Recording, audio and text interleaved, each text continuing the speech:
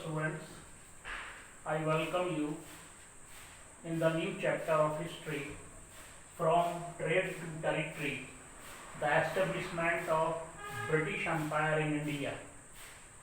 As all of you know that India was the colony of British, how the British made the colony of India, what was the procedure they applied. In this chapter we will study about the trade to territory. ये जो chapter है, इस chapter में हम पढ़ेंगे कि अंग्रेजों ने भारत में कैसे साम्राज्य को स्थापित किया, यहाँ पे ब्रिटिश शासन स्थापित किया।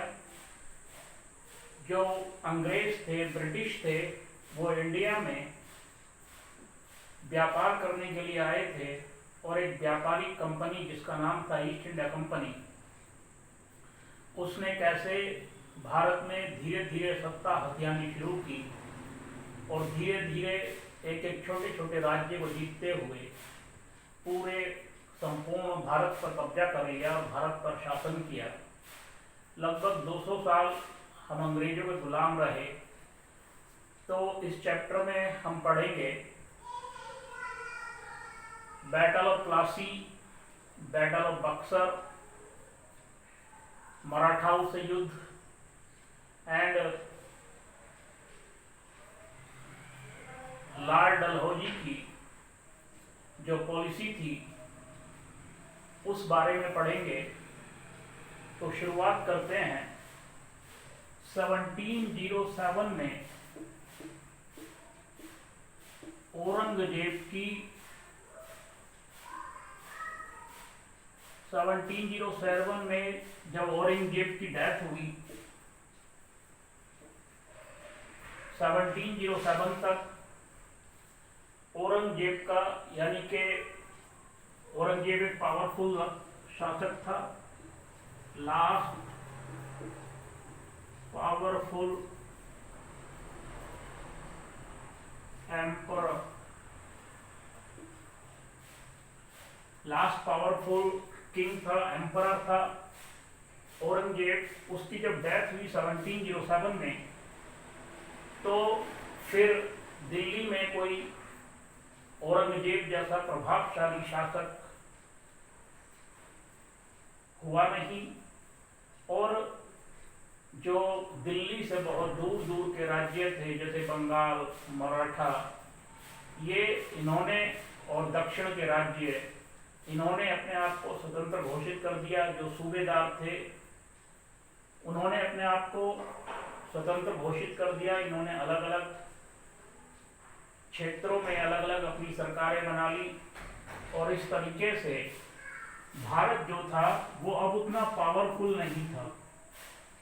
भारत की जो सत्ता थी वो किसी एक सम्राट के हाथ में नहीं रही थी। अब इंडिया जो था वो अलग अलग टेरिटरी में टूट गया था। वहाँ पे रीजनल पावर आ गई थी। रीजनल पावर, क्षेत्रीय शक्तियाँ, उन्होंने अपने आप को स्वतंत्र घोषित कर दिया था और वहाँ पे अपनी सत्ता हथियाली थी। इस तरीके से ब्रिटिश कब आए इंडिया में? ब्रिटिश जो आए, British east India company,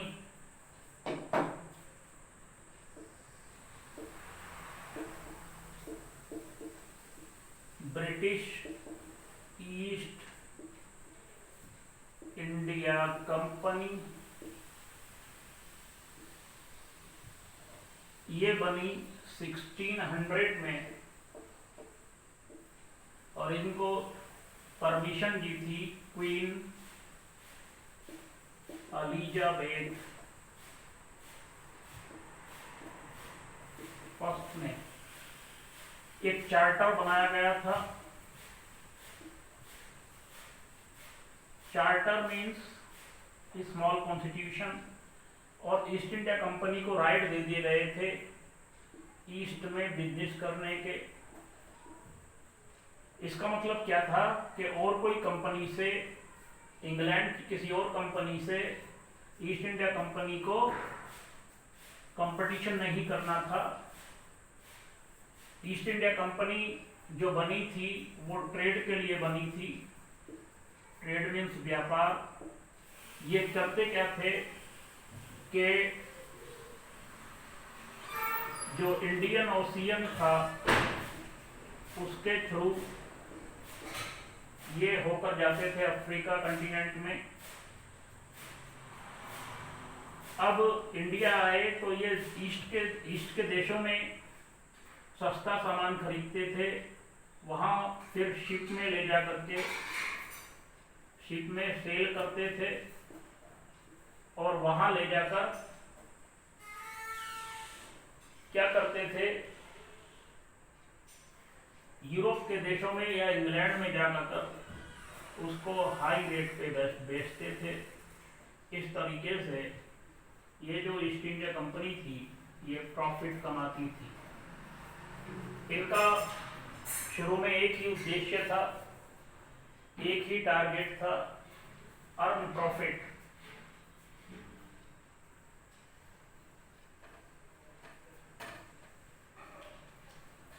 British east India company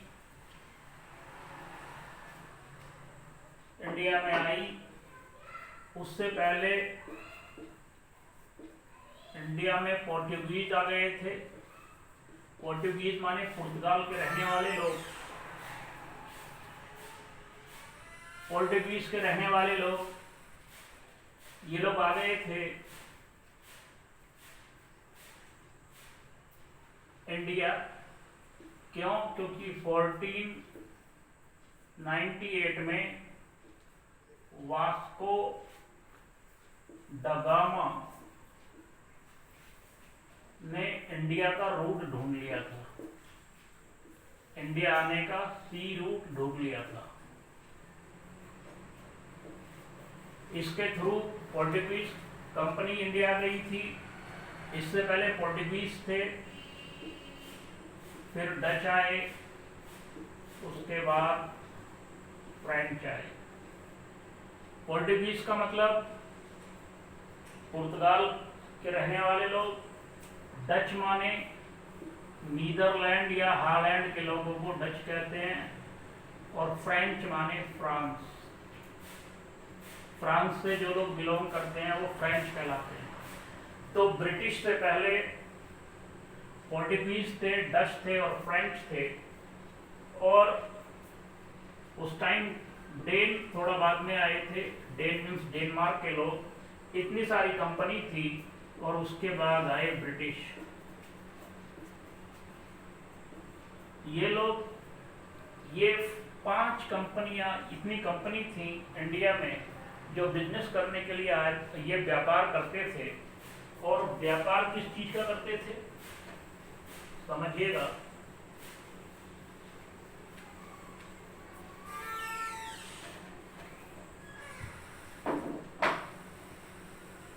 ये व्यापार करते थे कॉटन का। इंडिया की जो कॉटन थी, सिल्क थी और स्पाइसेस थे, जिसमें पीपर थे, कार्डामोम थे, ठीक है जी, स्पाइसेस। इसकी यूरोप के देशों में बहुत ज़्यादा डिमांड थी।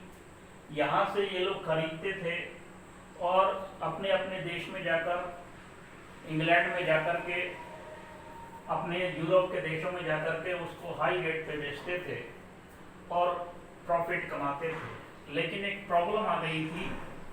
प्रॉब्लम क्या थी कि यहाँ पे 5 कंपनी थी और ये ज़्यादा से ज़्यादा प्रॉफिट कमाना चाहते थे। तो ये रास्ते में, समुद्री रास्तों में इनमें युद्ध भी हुए, झगड़े भी हुए। यहाँ तक कि इन्होंने एक दूसरे की जो शिप होते थे उनको डुबाया भी युद्ध में, और बहुत ज़्यादा दिक्कतें आई। क्यों? क्योंकि सारे के सारे जो फ्रेंच थे, डेन थे, पुर्तगीज थे या ब्रिटिश थे, वो ज़्यादा से ज़्यादा प्रॉफिट कमाना चाहते थे, बिजनेस करना चाहते थे। अब तो क्या हुआ, ब्रिटिश को ये बात समझ में आई कि अगर बाकी कंपनी को एलिमिनेट कर दिया जाए, एलिमिनेट माने रास्ते से हटा दिया जाए, उनको बाहर कर दिया जाए, तो फिर क्या होगा, मोनोपोली स्थापित हो जाएगी बिजनेस पे, फिर ज़्यादा से ज़्यादा प्रॉफिट कमाएंगे। इस तरीके से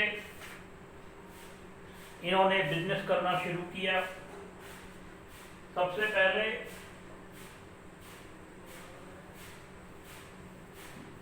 इन्होंने अपना बेस बनाया बंगाल में।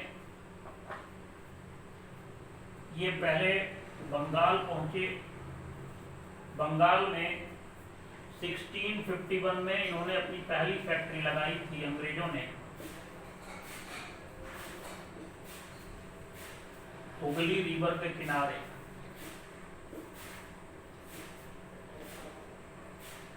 यहाँ पर उन्होंने पहली फैक्ट्री लगाई थी।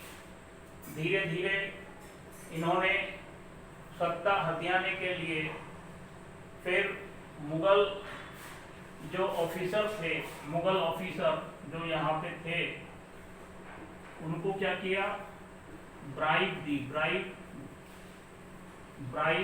ब्राइब माने घूस, रिश्वत, और उनसे 3 विलेज की टैक्स वसूलने की परमिशन ले ली। उसी में एक गांव था कालीकट, और यही बाद में कोलकाता के रूप में या कलकत्ता के रूप में फेमस हुआ। इस तरीके से धीरे धीरे अंग्रेजों ने अपना बेस बनाना शुरू किया। Now remaining part in next video. Thank you.